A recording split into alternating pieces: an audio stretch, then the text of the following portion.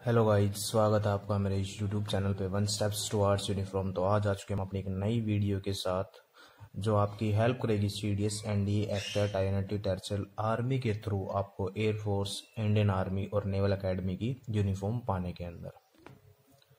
तो गाइज आज के हमारे टॉपिक का नाम है एटम एंड मॉलिक्यूल्स। तो जैसा कि हम सब जानते हैं कि एटम्स के बारे में हमने पढ़ लिया था। तो गाइज जो सबसे पहला टॉपिक हमारे सामने आता वो है कि लॉ ऑफ केमिकल कॉम्बिनेशन, जिसको हमको बताया था लेविसर और प्रोजेस्ट नाम के दो साइंटिस्ट थे। उन्होंने इसके बारे में बताया। तो सबसे पहले लॉ ऑफ केमिकल कॉम्बिनेशन के दो मेन टॉपिक्स हैं, वो एक law of conservation of mass और लॉ ऑफ कांस्टेंट प्रोपोर्शन। तो गाइस सबसे पहले हम डिस्कशन करेंगे law of conservation of mass. मान लो कि हमारे पास दो रिएक्टेंट है, ए प्लस बी। इन दोनों को क्या बोलते हैं गाइस? रिएक्टेंट। और ये हमारे पास क्या बन गया? प्रोडक्ट। अब सिंपली बात बोलूं कि मान लो कि ए प्लस बी, ये भी 10 ग्राम, ये भी 10 ग्राम, ये भी 10 ग्राम। इन्होंने फॉर्मेशन किया सी का, जो फॉर्मेशन होगा 20 ग्राम। तो law of conservation of mass क्या बताता है कि मास can neither be created nor be destroyed. जितना मास यहाँ था वो मिला के उतना ही मास फॉर्मेशन करेगा, ना उससे ज्यादा ना उससे कम। ठीक है। फिर नेक्स्ट हमारा क्वेश्चन आ जाता है topic law of constant proportion. अब लॉ ऑफ कांस्टेंट प्रोपोर्शन क्या बोलते हैं? सिंपली एक बात बोलूं, जैसे हम घर पे चाय बना रहे हैं। अब चाय बनाने के लिए हमें सारी की सारी चीजें क्या चाहिए? कांस्टेंट प्रोपोर्शन में चाहिए ना, प्रोपोर्शन में चाहिए। ये तो नहीं कि हम कुछ भी, जैसे चाय बनाते तो मैंने उसके अंदर मिल्क ज्यादा डाल दिया, चाय पत्ती ज्यादा डाल दी, नहीं। तो उसके अंदर हम क्या सारी चीजें, जैसे मिल्क डाल रहे हैं, पानी डाल रहे हैं, चीनी डाल रहे हैं, चाय पत्ती डालो, सारी की सारी क्या इक्वल अमाउंट में डालते हैं। फिर रहती है एक एग्जाम्पल और हमारे पास H2O, जैसे पानी। अब पानी का जो रेशियो है, तो क्या जो पानी का रेशियो होता है वो होता है 1:8। तो अब सिंपली बोलो, हाइड्रोजन का एटॉमिक नंबर होता है 1 और ऑक्सीजन का होता है 8। अगर हम इसको 1:9 कर दें तो भी फॉर्मेशन नहीं करेगा, 1:10 कर दें या 2:10 कर दें तो भी तो ये चीजें क्या हो जाएंगे इस गलत। तो इसको हम एक इक्वल प्रोपोर्शन में ही मिलाते हैं, कांस्टेंट प्रोपोर्शन में ही मिलाते हैं 1:8। फिर उसके बाद हमें डाल्टन थोड़ा बहुत एटम्स के बारे में और बताया गया। किसने बताया कि डोल्टन, एक साइंटिस्ट है डोल्टन, उन्होंने बताया, उन्होंने अपने एक थ्योरी दे दिया एटम्स के ऊपर। उन्होंने क्या क्या बोला एटम के बारे में कि all matter is made up of very tiny particles. जितने भी एटम्स हैं वो सारे के सारे क्या छोटे छोटे डस्ट पार्टिकल्स, जैसे डस्ट पार्टिकल तो बहुत बड़े हो जाते हैं, टाइनी पार्टिकल को हम नेक्ड आई से देख नहीं सकते, उनसे मिलकर बने हुए। An atom can not be divide further, मतलब एक एटम को हम और ज्यादा डिवाइड नहीं कर सकते। एटम्स आर इनविजिबल, एटम जितने भी होते हैं वो इनविजिबल, हम उनको नेक्ड आई से नहीं देख सकते, उनको हम माइक्रोस्कोप, इलेक्ट्रॉनिक माइक्रोस्कोप की हेल्प से देख सकते हैं। Atom can neither be created nor be destroyed in a chemical reaction. कोई भी केमिकल रिएक्शन हो रही है उसके अंदर हम एटम को ना तो क्रिएट कर सकते हैं ना ही उनको खत्म कर सकते हैं, ये किसी भी केमिकल रिएक्शन के अंदर। आगे उन्होंने क्या बोला? तो गाइस उन्होंने आगे क्या बताया कि all atoms of element are identical, मतलब सभी आइडेंटिकल होंगे।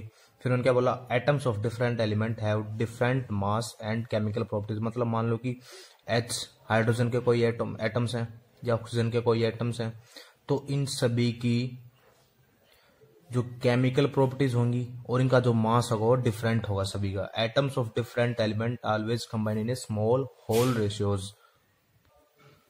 तो स्मॉल होल नंबर्स के अंदर ये क्या होंगे? हमारे ऐड होंगे। ठीक है गाइज। इन एक given compound the relative number क्या होगा? कोई भी गिवन कंपाउंड होगा उसके अंदर जो रिलेटिव नंबर होगा and types of atom are constant, और सारे के सारे क्या होंगे? हमारे कांस्टेंट होंगे। फिर उसके बाद थोड़ा इसके बारे में पढ़ें। एटम आ जाता है, एलिमेंट आ जाता है, मॉलिक्यूल आ जाता है और कंपाउंड आता है। तो गाइज हमने एटम के बारे, अपनी पिछली वीडियो के बारे में हम सारी चीजें एटम के बारे में पढ़ चुके हैं। फिर आ जाता है हमारे पास एक मेन एलिमेंट। एलिमेंट क्या होता है गाइज? हमने देखी periodic table, hydrogen, helium, lithium, beryllium, boron, carbon, nitrogen, oxygen, fluorine, sodium, sulphur, potassium, ये सारे क्या हमारे एलिमेंट, जिसके अंदर सारे के सारे एटम्स उसके ही, जैसे हाइड्रोजन के है ना, तो उसके एटम जितने भी होंगे, चाहे वो 2 एटम है, चाहे वो 4 एटम है, चाहे वो 6 एटम है, वो सारे उसके खुद के ही होंगे, तो उसको हम क्या बोलते हैं? एलिमेंट। फिर आता था गाइज मॉलिक्यूल। अब मॉलिक्यूल क्या होता है? मॉलिक्यूल का हम फर्दर 2 पार्ट्स में डिवाइड करते हैं, मॉलिक्यूल्स ऑफ एलिमेंट, इसको क्या बोलते हैं? एटमिसिटी बोलते हैं इसकी गाइज। फिर आता है मॉलिक्यूल ऑफ कंपाउंड। ठीक है। अब मॉलिक्यूल ऑफ एलिमेंट क्या होता है कि हमने बोला कि, अब मॉलिक्यूल्स ऑफ एलिमेंट को अगर मैं एक्सप्लेन करना चाहूं तो मैं बोल देता हूं कि हाइड्रोजन है वो अकेला एग्जिस्ट नहीं कर रहा, वो क्या कर रहा है? H+H, H2 की फॉर्मेशन में एग्जिस्ट कर रहा है। हम मॉलिक्यूल ऑफ कंपाउंड क्या बोलूं, जैसे मैंने हाइड्रोजन और ऑक्सीजन को मैंने ऐड कर दिया तो उसने क्या फॉर्मेशन कर लिया गाइज, H2, मतलब उसने पानी फॉर्मेशन कर लिया वहां पे। ठीक है गाइज, तो फिर हम सबसे पहले देखेंगे कि एटॉमिसिटी क्या होता है। एटॉमिसिटी गाइज होता है कि जैसे मैं बोल दूं कि कोई भी एक मॉलिक्यूल है वो कितने एटम से मिलकर बना हुआ, तो उसको मैं क्या बोलूंगा। तो गाइस हम डिस्कस करते हैं एटॉमिसिटी, मतलब एक कोई भी मॉलिक्यूल है, मान लो कि H2 है या H2 है, इसके अंदर कितने एटम्स हैं तो उसको वो क्या होगी, उसकी एटॉमिसिटी। अब एटॉमिसिटी को अगर मैं एक्सप्लेन करना चाहूँ तो सबसे पहला जाता है आर्गन, मोनोएटमिक है। P4 मतलब इसको मोनोएटमिक मतलब इसको एक चाहिए एलिमेंट या दो चाहिए नहीं। P4 जैसे हो गया, इसको 4 एलिमेंट चाहिए फास्फोरस को, तो टेट्राएटॉमिक हो गया ये। O2 डायटोमिक हो गया, मतलब दो चीजों से मिलकर बना हुआ। आर्गन अपने आप से मिलकर बना हुआ, तो इसको हमने मोनो बोल दिया। P4 मतलब 4 से मिलकर बना, तो टेट्रा बोल दिया। ऑक्सीजन इससे मिलकर बना हुआ, दो ऑक्सीजन से मिलकर डायटोमिक बोल दिया। S8 सल्फर, तो ये क्या होगी हमारी पॉली एटोमिक। तो गाइस अब हम नेक्स्ट टॉपिक हमारे पास क्या जाता है हमारा आयंस। अब आयंस के बारे में दो टाइप्स होते हैं कि जो आयंस हमें पॉजिटिव नेगेटिव के बारे में बताते हैं कि कोई भी ट्रांसफर हो रहा है। सबसे पहले जो उसके अंदर कैटायंस और एनायन। अब जो कैटायंस होते हैं वो क्या होते हैं हमारे पॉजिटिव चार्ज, और जो हमारे एनायंस होते हैं वो क्या होते हैं हमारे नेगेटिव चार्ज, जैसे Na positive, Mg+2 positive, Ca+2 positive, Cl negative और O-2 नेगेटिव।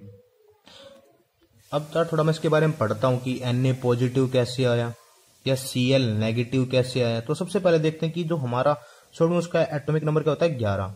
अब मैं इसको KLMN सेल के अंदर 281, मतलब ये इसकी जो सेल्स थी, फर्स्ट सेल थी K, सेकंड सेल थी L, इसके अंदर 8 आ गई M, इसके अंदर हमें ज्यादा एलिमेंट चाहिए। तो अब मैं सिंपली अगर एक्सप्लेन करने के लिए बोलूं मैं, तो guys L cell MKLMN 4 cells होती, तो उसको लास्ट सेल में भी 8 इलेक्ट्रॉन चाहिए। अगर उसको मैं बोलूं कि मेरे पास 10 रुपए हैं और किसी से मेरे को 1 रुपया देना इजी है या मेरे को 10 रुपए देने इजी है, तो सेम गाइज यही हो जाता है कि एक आपका दोस्त है, उसके पास 10 है और आपके पास 1 रुपया है, तो आप उससे 1 इजिली ले सकते हो, 10 इजिली दे सकते हो। तो सेम यहीं पे है, तो इसने क्या किया अपना 1 इलेक्ट्रॉन डोनेट कर दिया। लेकिन यहाँ पे थोड़ा उल्टा मैं बोलूं डिफरेंट होता है, जहां पे आप इलेक्ट्रॉन दे रहे हो वहां पे क्या होता है पॉजिटिव, और जहां पे आप इलेक्ट्रॉन ले रहे हो वहां पे क्या जाता है नेगेटिव। तो सेम ऐसे ही है। अब नेक्स्ट टॉपिक हमारे पास जो आ जाता है कि how to make a compound. एक कंपाउंड कैसे फॉर्मेशन होता है। सबसे पहले जाता है हाइड्रोजन क्लोराइड। अब हाइड्रोजन सिंबल सभी को पता है कि H और Cl। अब हमें पता था कि एक इसको पॉजिटिव आयन हमने देखा था ऊपर और एक नेगेटिव, ठीक है। तो वैसे हम देख रहे थे कि सिंबल H और Cl, इनके ऊपर एक पॉजिटिव चार्ज एक के पास नेगेटिव चार्ज है, तो इसने क्या किया आपस में एक्सचेंज कर लिया गाइस। एक पॉजिटिव चार्ज ने ले लिया एक नेगेटिव चार्ज, तो इसने क्या कंपाउंड फॉर्मेशन कर लिया हमारे पास HCl हाइड्रोजन क्लोराइड का। फिर नेक्स्ट टॉपिक जो हमारे पास आ जाता है वो है हमारा मोलिकुलर मास। अब मोलिकुलर मास किसी भी एलिमेंट का हम निकालते कैसे हैं। सबसे पहले टॉपिक जैसे मैं बोल दूं H2 का मोलिकुलर मास क्या होता है। हमने देखा हाइड्रोजन, अब हाइड्रोजन का एटॉमिक मास कितना है 1 और ऑक्सीजन का कितना होता है 16। जैसे मैंने कल एक्सप्लेन किया था कि जो इनका एटॉमिक नंबर होता है, एटॉमिक नंबर मान लो कि हाइड्रोजन का 1 है और ऑक्सीजन का था 8, तो मैंने बोला था एवरेज इनका डबल, ठीक है गाइज। तो सेम था कि इसका एटॉमिक नंबर 1 होता है और इसका होता है 16। तो ये कितने थे यहाँ पे 2 एलिमेंट थे, तो 2 मैंने 2 इंटू 1 प्लस 1 इंटू 16, तो हमारे पास कितना आ गया 18U। फिर आता है HNO3 का एग्जाम्पल ले लेते हैं HNO3। तो अब हाइड्रोजन का कितना था 1, नाइट्रोजन का 14, 7 इंटू 2 14 और ऑक्सीजन का 16 होता है इंटू 3, तो 1 plus 14 plus 48 is equal to 63, ठीक है गाइज।